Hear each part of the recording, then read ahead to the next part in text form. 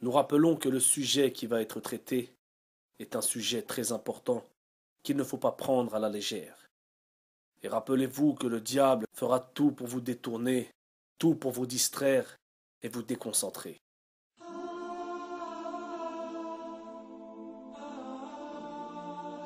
One unique God for all humanity, for all humanity.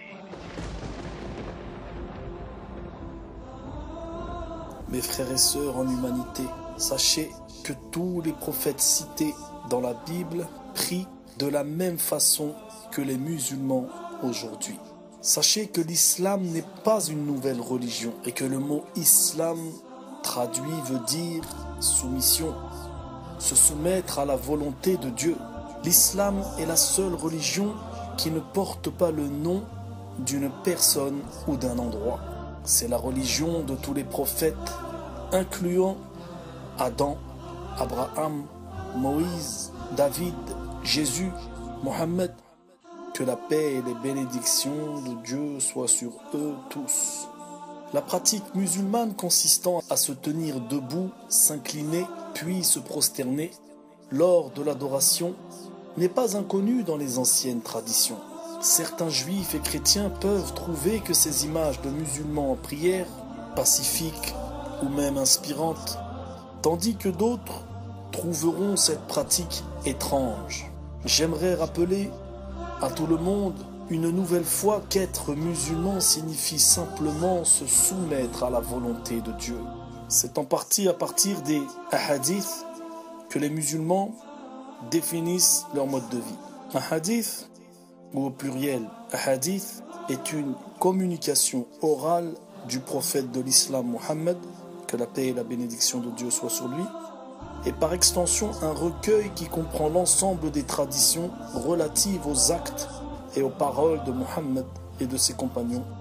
Donc c'est à partir de ces hadiths que les musulmans définissent leur mode de vie, d'amour, de travail, l'éducation des enfants, la façon de manger, de faire des dons, la prière, etc. Après avoir reçu de Dieu l'ordre de prier, les musulmans se sont tournés vers l'exemple qu'est le prophète Mohammed, paix et bénédiction d'Allah sur lui, afin d'apprendre comment prier. Si les chrétiens faisaient de même et regardaient les exemples donnés par les prophètes dans la Torah et l'Évangile, ils se retrouveront à prier comme les musulmans. Les versets suivants tirés de la Bible approuvent ce fait. Étonnant, me direz-vous. Les musulmans, c'est-à-dire ceux qui se soumettent à la volonté de Dieu, font ce qu'on appelle les ablutions avant la prière. C'est un lavage que l'on doit effectuer avant chaque prière. Samuel 12, 20. Alors David se leva de terre, il se lava, soignit et changea de vêtements. Puis il alla dans la maison de l'Éternel et se prosterna. 2 Samuel 12, 20. Et encore, il est dit ici que David, sur lui la paix, se leva de terre, qu'il se lava, soignit et changea de vêtements, puis il alla dans la maison de l'Éternel et se prosterna. Exode 30, 21. Ils se laveront les mains et les pieds, afin qu'ils ne meurent point. Ce sera une loi perpétuelle pour Aaron, pour ses fils et pour leurs descendants. Il est dit ici dans l'Exode 30, 21, ils se laveront les mains et les pieds. Et nous savons que les musulmans, avant chaque prière, se lavent les mains et les pieds, eux aussi. Et encore, Exode 40, 31, 32. Moïse, Aaron et ses fils s'y lavèrent les mains et les pieds lorsqu'ils entrèrent dans la tente d'assignation et qu'ils s'approchèrent de l'autel, ils se lavèrent, comme l'Éternel l'avait ordonné à Moïse. Sachez, mes frères, en humanité, que dans la première position de la prière, les musulmans lèvent leurs paumes de main à côté de leur tête. Psaume 63, 4. Je te bénirai donc toute ma vie, j'élèverai mes mains et ton nom. Je te bénirai donc toute ma vie, j'élèverai mes mains en ton nom. Sachez, mes frères, en humanité, que les musulmans, tout en levant les mains, proclament Allahu Akbar, c'est-à-dire Dieu est grand. Dieu est plus grand. Allah est plus grand. Allah est le nom propre de Dieu. Ils lèvent les mains et ils disent Dieu est plus grand. Et nous trouvons dans le psaume 63:4, « Je te bénirai donc toute ma vie, j'élèverai mes mains en ton nom. » Psaume 48:1, « L'Éternel est grand, il est l'objet de toutes les louanges dans la ville de notre Dieu, sur sa montagne sainte. » Psaume 48:1, il est dit, « L'Éternel est grand, il est l'objet de toutes les louanges dans la ville de notre Dieu, sur sa montagne sainte. » Tous les prophètes de la Bible priaient comme les musulmans aujourd'hui, y compris Jésus, sur lui la paix, ainsi que ses disciples. Nous trouvons aussi dans le livre de la Genèse 17:3, « Abraham tomba sur sa face, et Dieu lui parla. » Numéro 20:6, « Ils tombèrent sur leur visage, et la gloire de l'Éternel leur apparut. » Nous trouvons aussi dans Josué 7:6, « Se prosterna jusqu'au soir le visage contre terre devant l'arche de l'Éternel. » Nous trouvons aussi dans le livre des Chroniques 7:3, « Ils s'inclinèrent le visage contre terre sur le pavé, se prosternèrent et louèrent l'Éternel. » Pendant le temps de Néhémie, les formes de culte ont été clairement décrites. Néhémie 8:6, « Et ils s'inclinèrent et se prosternèrent devant l'Éternel, le visage contre terre. » Vous avez dû remarquer comme le musulman se prosterne, face contre terre. Néhémie 8:6, « Et ils s'inclinèrent et se prosternèrent devant l'Éternel, le visage contre terre. » L'islam, une communauté ouverte à toute l'humanité. Que Dieu vous y fasse entrer et goûter les fruits de ce jardin parfumé. À tous ceux qui disent ou pensent que Jésus est Dieu, si Jésus était Dieu, comment pouvait-il adorer Dieu? Il s'adorait lui-même. Et si Jésus était le Fils de Dieu, comment se fait-il que le Fils de Dieu n'a pas de pouvoir, comme son Père, pour repousser de simples créatures de Dieu qui l'ont, soi-disant, tué? Comment se fait-il que Dieu n'a pas secouru son Fils contre de simples êtres humains? Il aurait sacrifié son Fils pour l'amour de l'humanité?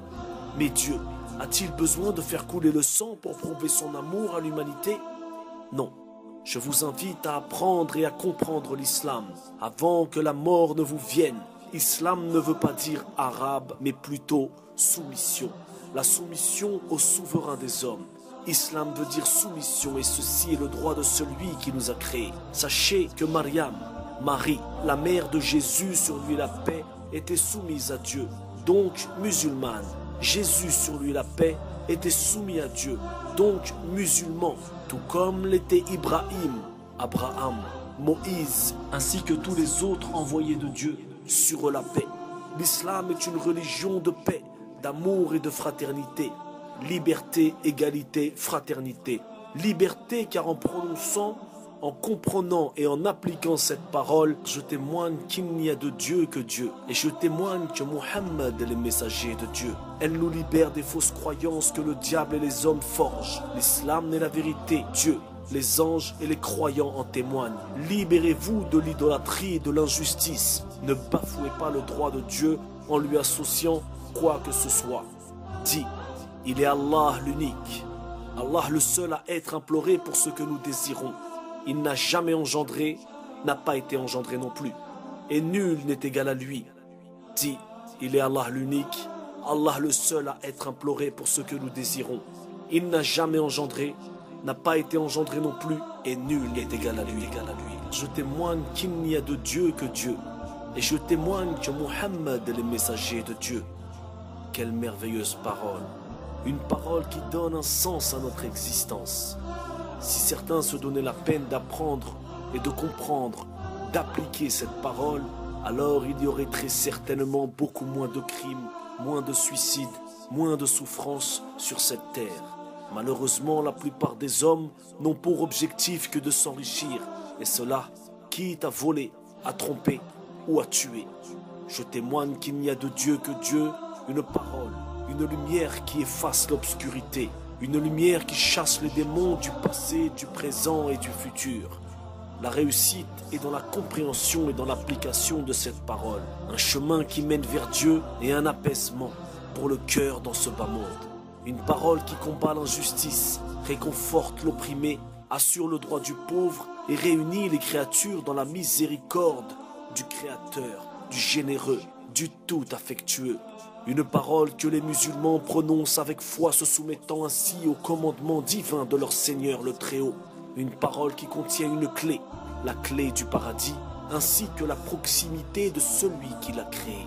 L'islam, c'est la soumission à Dieu. Islam ne veut pas dire arabe, mais plutôt soumission. La soumission au souverain des hommes. Et comment pourrait-il en être autrement? Oserais-je me rebeller?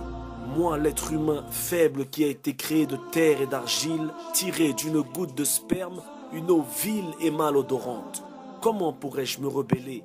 Moi, un être que l'on a créé, portant en lui urine et excréments. Si Dieu m'accepte comme serviteur, alors je serai le plus honoré des hommes. Je vous prends tous à témoin.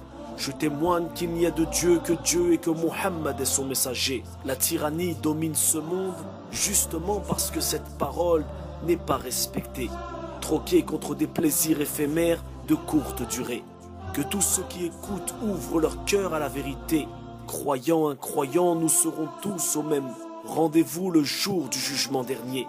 Il n'y a de Dieu que Dieu et Mohammed est son messager. À cette parole, il faut fermement s'accrocher. Que l'homme est parfois curieux. Il sait pertinemment que sa vie s'arrêtera un jour. Pourtant, il vit sans soucier, ni trop se questionner. L'islam, c'est la religion de vérité. Islam veut dire soumission et ceci est le droit de celui qui nous a créés, celui qui nous permet de respirer. Une communauté ouverte à toute l'humanité.